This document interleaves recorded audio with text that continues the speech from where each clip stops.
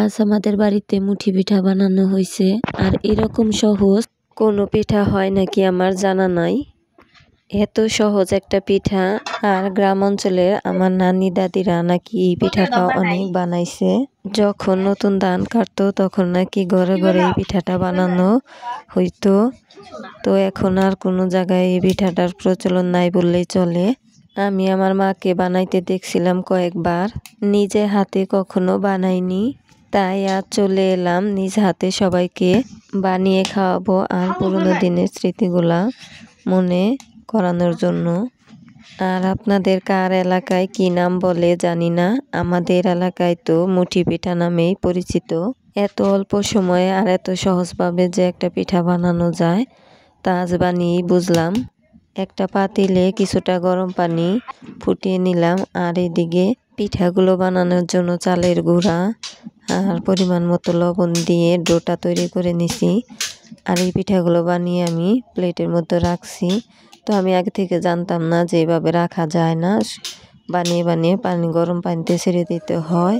আর আমার সবগুলো পিঠাই কিন্তু প্লেটের মধ্যেও লেগে গেছিল, তাই আমি পুনরায় আবার একটা একটা করে হাতে বানিয়ে আবার গরম পানির মধ্যে ছেড়ে দিছি। আর এই পানিটা ফোটানোর পরে কিন্তু পিঠাগুলো দিতে হয়। এত অল্প সময় যে এত সুন্দর একটা পিঠা হয় নিজে হাতে না বানাইলে বুঝতামই না। আর এত কম রেসিপিতে পিঠাগুলা কিন্তু আমাদের বাড়ির ছোট থেকে বড় সবাই অনেক মজা করে খাইছে। আর এগুলো নাকি তাদের কাছে হঠাৎ করে অনেক মজা লাগছে।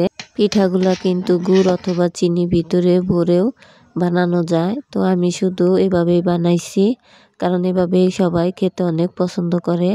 আর পিঠাগুলো অনেক সুন্দর আর অনেক ভালো হয়েছে। তো এগুলো গরম গরম খাইতে আমার কাছে অনেক ভালো লাগছে।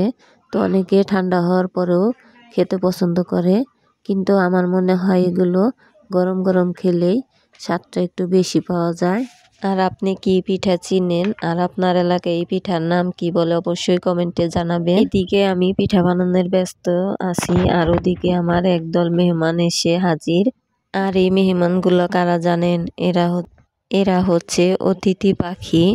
নতুন যখন ধান বোনা হয় তারা কিন্তু শীতের মৌসুমে খেতে খামারে অনেক দেখা যায়। আর তাদের দেশে প্রচণ্ড শীত থাকার কারণে আমাদের এই জায়গায় আসে। আর এরা খাবারের খোঁজেই কিন্তু ধানের জমিতে নামে। তাই আপনারা ভুলেও কেউ এগুলোকে মারবেন না। এগুলো হচ্ছে দেশের সম্পদ, আমরাও এগুলোকে দূর থেকে তাড়িয়ে দেই। আর এরা কিন্তু মানুষের আনাগোনা দেখলেই চলে যায়। ভিডিওটা ভালো লাগলে অবশ্যই একটা লাইক, একটা কমেন্ট আর একটা সাবস্ক্রাইব করবেন। সবাই ভালো থাকবেন, সুস্থ থাকবেন। আল্লাহ হাফেজ।